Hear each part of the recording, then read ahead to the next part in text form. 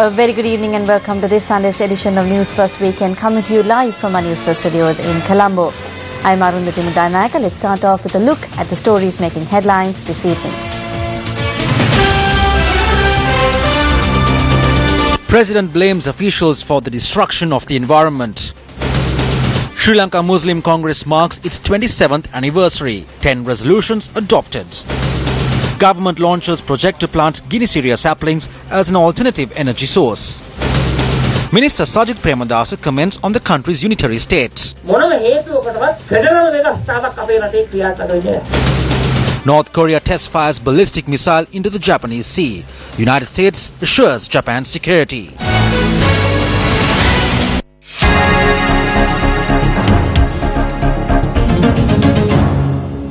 President Maithripala Sirisena says the country must realize the dream of overcoming development challenges while conserving the environment. The president expressed these views during an event held in Kurunegala today. The Kurunegala office of the Department of Immigration and Emigration was declared open today. President Sirisena also opened offices of the Department of Registration of Persons in the Kurunegala district today. The centralization of all offices of the Vimba Province Agriculture Ministry in the Margaret complex was also held today under the auspices of the President. President Sirisena also participated in the environmental exhibition being held parallel to the Vimba Green Revolution program. The Green Dream is a collective dream of the entire global human community. In some of the most developed countries in the world today, people in the cities are carrying around bags of oxygen in their pockets or slung around their shoulders. We need to think about whether we will bring our own country to such a state. People have dreams. Society has dreams. Countries have dreams. The entire global human community has dreams. I too had a dream about the Moragaha Kanda Reservoir. I made that dream a reality. Thousands of people travel from across the country today to witness how this reservoir has been filled with water. As a result of the opening of this project, several giant water projects will be opened in the Vimba province. Some people said that the government is doing nothing. Both offices that were opened today should have been in operation 25 or 30 or 40 years ago. The President also spoke on various rackets that have become an obstacle to achieving the Green Dream. As much as the excavation of sand, earth and stone is needed for the development process, it is also the cause of large-scale environment destruction and prevents us from achieving environmentally friendly goals such as the Green Dream that we plan to achieve. You know that an issue arose in the Gampaha district recently between a deputy minister and a state official. But whose fault was it? The primary fault lay with the officials of the Geological Survey and Mines Bureau, an institution that comes under the purview of my ministry. Earth has been excavated from that location for over 20 years.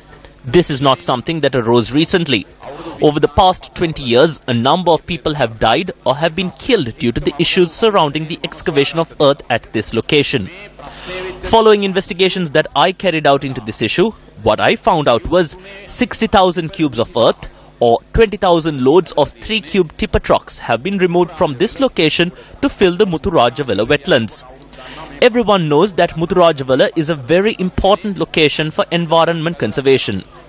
So the officials at the Geological Survey and Mines Bureau are accountable for this. No one has looked into where the earth was being taken after it is dug up. About 5 to 6 months ago, a large mountain was excavated in the village of Varakapula. The people in the lower part of the village rely on the water that comes from the mountain. When the villagers protested, the businessmen carrying out the excavation said they were doing so on the orders of the president and that they would all be remanded if they caused trouble. I deployed officials at midnight as soon as I was made aware of the situation. I asked all the officials why nothing had been done. They said they assigned the license, but there is no follow-up afterwards. That is the problem. Manufacturers of environment-friendly products were felicitated at this event. The 27th convention of the Sri Lanka Muslim Congress was held at the BMICH in Colombo today. 10 resolutions were adopted at the convention, which was held under the auspices of the leader of the SLMC, Minister Rauf Hakim. Matters pertaining to the future activities of the party were discussed at the event, while the list of members of the SLMC High Command was also presented. We are in a far different state of affairs today compared to what we had in the past. It is not a minor matter to be a shareholder in this government. We are powerful in this government. We hold all the steering wheels of the government in the Eastern Province. When the High Command convened, I was happy that the former General Secretary Hassan Ali nominated me. But he is not on this stage today, and I will not go into the reason why. Mansoor Kader has been reappointed as the General Secretary of the SLMC. Deputy Minister Faisal Qasim noted that while Hassan Ali was invited to fill the vacant position of the party chairman, he had refused the offer. The foundation stone was laid today for the Udagaman village, which is being constructed in Ranmudu Suri River in the Hambantota district by Housing and Construction Minister Sajid Premdasa. The village has been named Sanghindyagama or Reconciliation Village.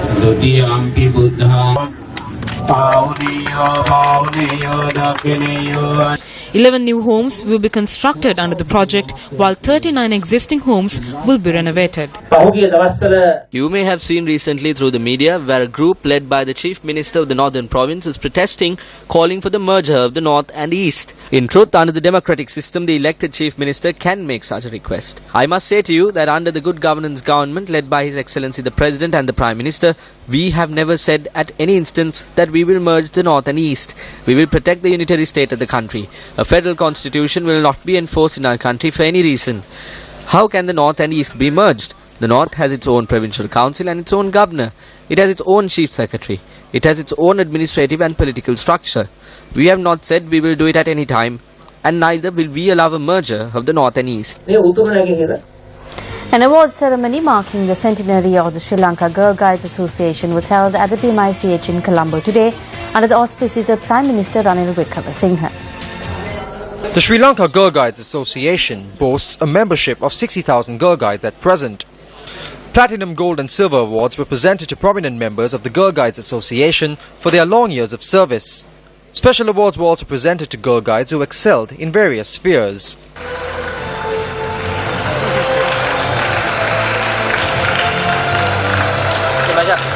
Miss Lata Somithilaka.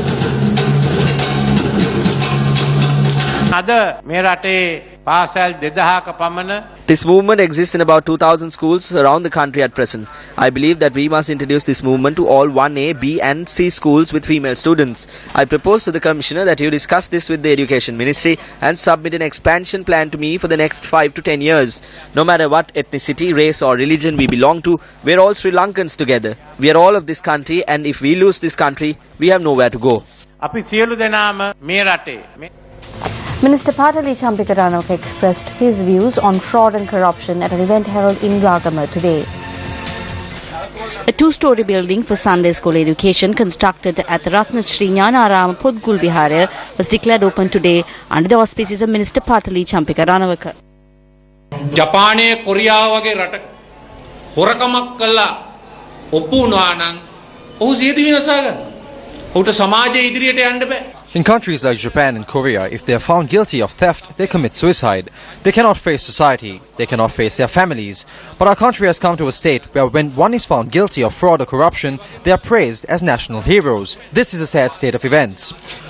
In addition, alcohol and drugs are the other issues. If you take a look at the 2016 revenue report, 120 billion rupees was earned through alcohol. That is equal to the country's expenditure on health. Another 90 billion rupee profit was earned from the sales of cigarettes and BD. Is this not affecting our wealth? If over 4 times the amount given to the Samudra relief is being spent on alcohol and cigarettes, how can we eradicate poverty in this country?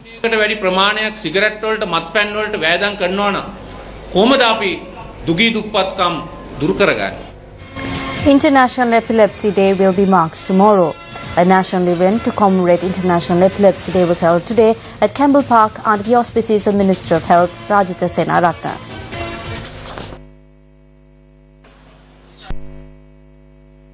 Marked by sudden recurrent episodes of sensory disturbance, loss of consciousness or convulsions associated with abnormal electrical activity in the brain. The disease starts at a very young age for children and also in youth. In the first few minutes of seizure, the patient has difficulty talking, is unable to swallow, drooling, repeated blinking of eyes, twitching or jerking movements, rigid or tense muscles and repeated non-purposeful movements called automatisms. Doctors say that if treatment is carried out following the first episode of epilepsy in a patient, the disease can be controlled thereafter. According to data from the Health Ministry, there have been over 150,000 reports of epilepsy in the island. A number of awareness programs were held at the celebration in Campbell Park under the auspices of the Health Minister Rajitha Senaratne. අපි දන්නවා මේ අපස්මාර රෝගය කායික රෝගයක් බව. We know that epilepsy is a physical illness. Since epilepsy affects the brain, it can also cause mental illnesses. Epilepsy causes memory loss, issues in sight, educational issues and also mental stress. So our goal for epilepsy patients should be to help them achieve full health. No matter how much knowledge we acquire on epilepsy or what modern medicines we have, if the society is not aware of what epilepsy is, we cannot win the fight against epilepsy as a society. අපිට බෑ අපස්මාරයේ සමාජයක් වශයෙන් ජය ගන්න. 19 වෙනි සතවර්ෂයේ ඉඳලා මේ සඳහා ඖෂධ. Epilepsy has been treatable since the 19th century, but now in the 21st century we have moved forward. We have the CT scan, MRI scan and PET scan, and we are able to provide a higher level of treatment. I asked your chairperson for a list of the best epilepsy medication in the world. I will procure this medication. That is the reason I am here. If you tell me what you need, for example, if there's a treatment in America, instead of sending patients to America, we can get the treatment here.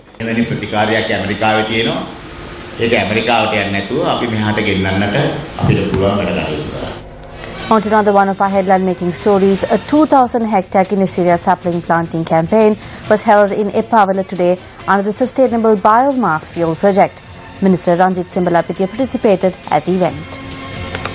The intention of this project is to use the wood from the Guinness trees as an alternative in the face of the looming energy crisis.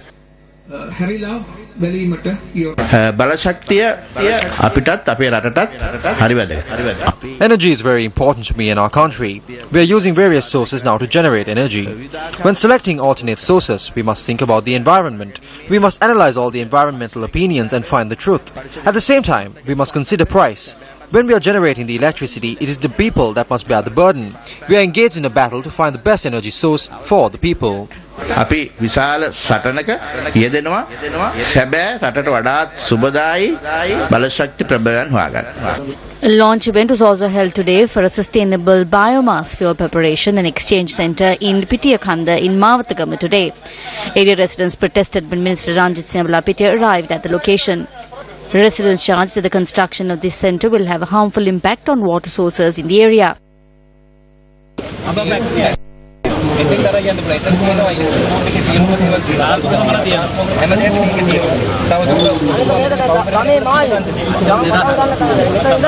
The minister subsequently laid the foundation stone for the centre.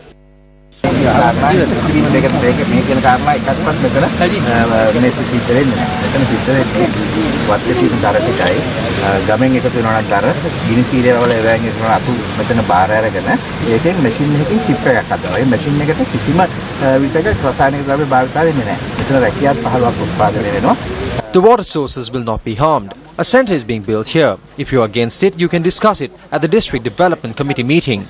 We will temporarily halt construction until then.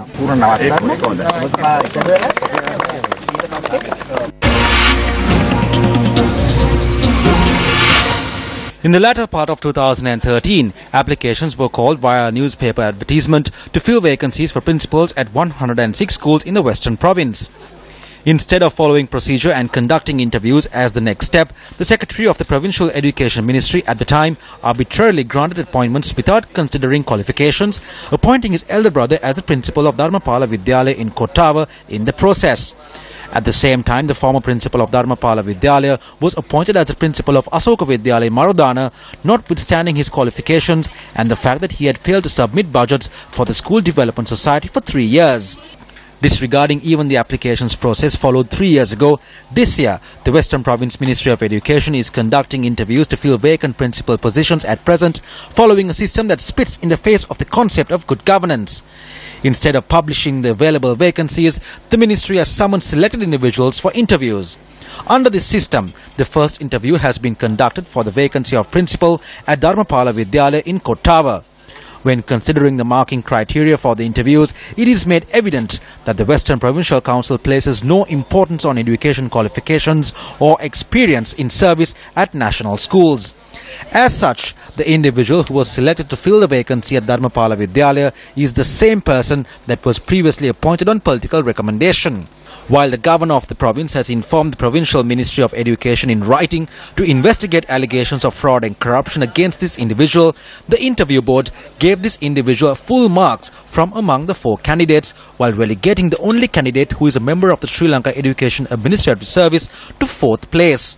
The interview board, which provided marks when the selected individual presented a degree certificate from the National Institute of Education, which is incidentally not considered a university, they had failed to give the same marks to the candidate from the Education Administrative Service who had presented a Master of Arts degree certificate from a recognized university. Shouldn't steps be taken immediately to annul the system followed by the Western Province Education Ministry, which denies opportunities to the qualified, and institute a system which highlights signs of good governance? Governor of the Western Province, over to you. Let them sweat for their own good health. Come invest in a fixed deposit with Valuable Finance.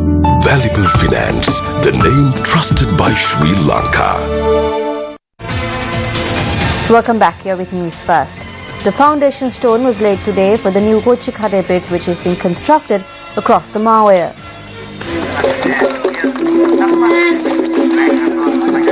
The event was held under the auspices of Ministers Lakshman Kiryala and John Amaratunga. The bridge, which is being constructed at an estimated cost of 1.5 billion rupees, is expected to be completed next year.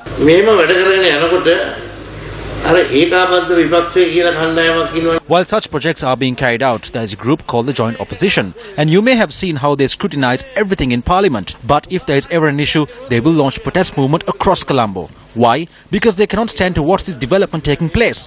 That is what is disappointing. When they are being taken into custody and their thuggery and thievery are being exposed, they arouse the people to disrupt the development being carried out by this government. We are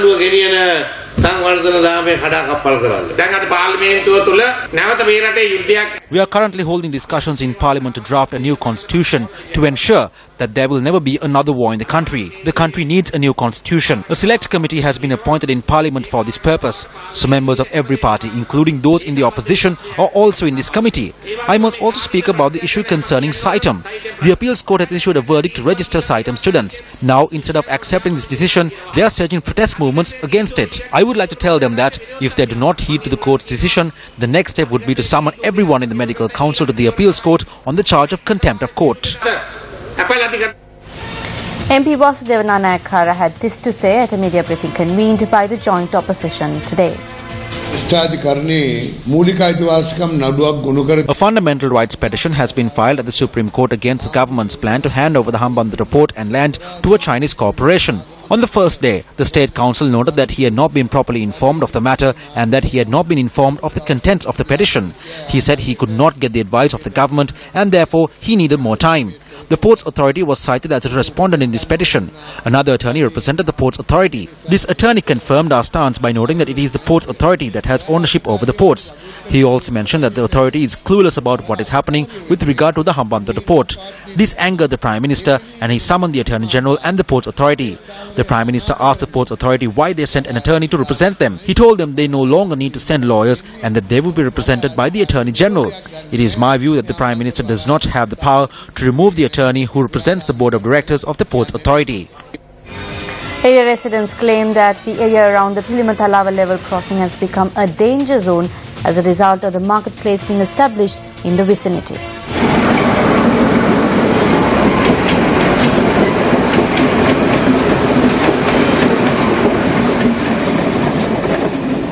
Trains pass through the Pilimatalawa marketplace where thousands of people gather on Saturdays. The weekly fair is held at this location where stalls are located facing the railway tracks. Residents say that the area is extremely dangerous on days the weekly fair is held. There isn't enough security near the Pilimatalawa station on Saturdays. A fence needs to be put up here at least on Saturdays. Several lives have already been lost. The most recent incident was reported yesterday. A mother and daughter were run over by a train while crossing the railway tracks to reach the marketplace. The 48-year-old mother was killed while her 12-year-old daughter sustained serious injuries and is being treated in the ICU of the Kandy General Hospital.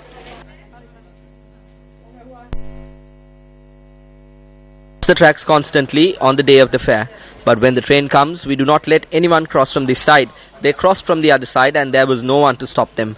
We would have pulled them away if we were there. The deceased was a resident of Manik Divilla in Koteligoda. Residents are calling on authorities to provide a solution to prevent further accidents. News First made inquiries from the Superintendent of Operations in Navalapitiya, PAS Varnasurya. It is not practical to put up fences along all the railway lines in the country. The problem here is that a weekly fair is being held at the premises. This is being done by the provincial councils and local government bodies. We have not granted approval for this. We have informed them that this is an obstacle to carrying out our duties. It would be a timely decision for them to relocate this marketplace. There is danger that much greater harm could be caused to property and life. Vehicles have been parked near the loop line. On some days, the station masters are forced to stop the train with a red flag and remove the vehicles from that location. The ritual of laying sand in the courtyard of the Ruan Valley Mahasaya in the Mahameuna Gardens in Anuradhapura was concluded today. The iconic stupa, constructed between 127 and 161 BCE by King Dutugamunu, is 338 feet tall and has a circumference of 942 feet. The ritual of laying the sand in the courtyard commenced on the 28th of July last year under the supervision of the Department of Archaeology and the Central Cultural Fund.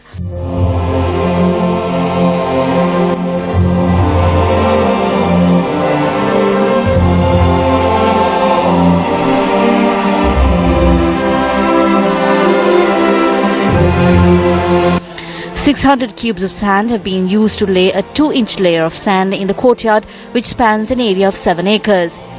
Education Minister Akilavi Rajkadiwasam and Women's and Children's Affairs Minister Chandrani Bandara were among those present at the occasion.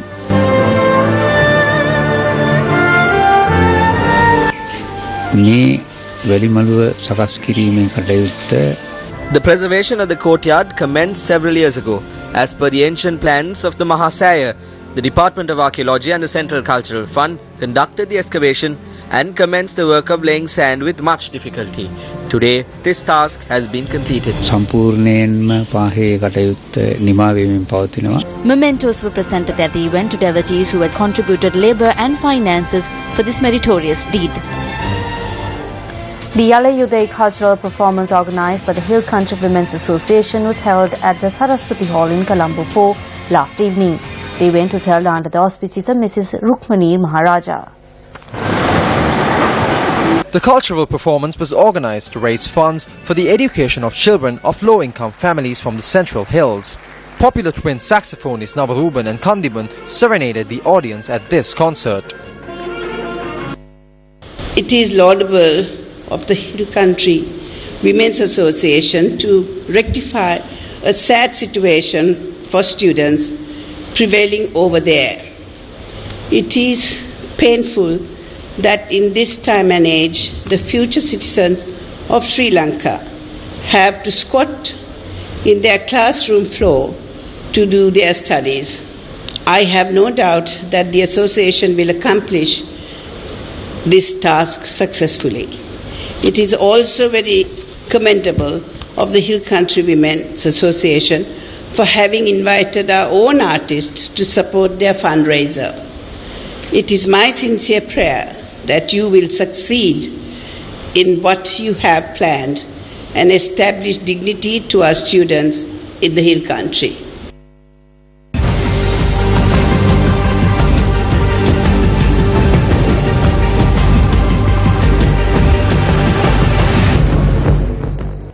With that, we wrap up tonight's edition of Weekend Primetime News. Thank you very much for joining us. Good night.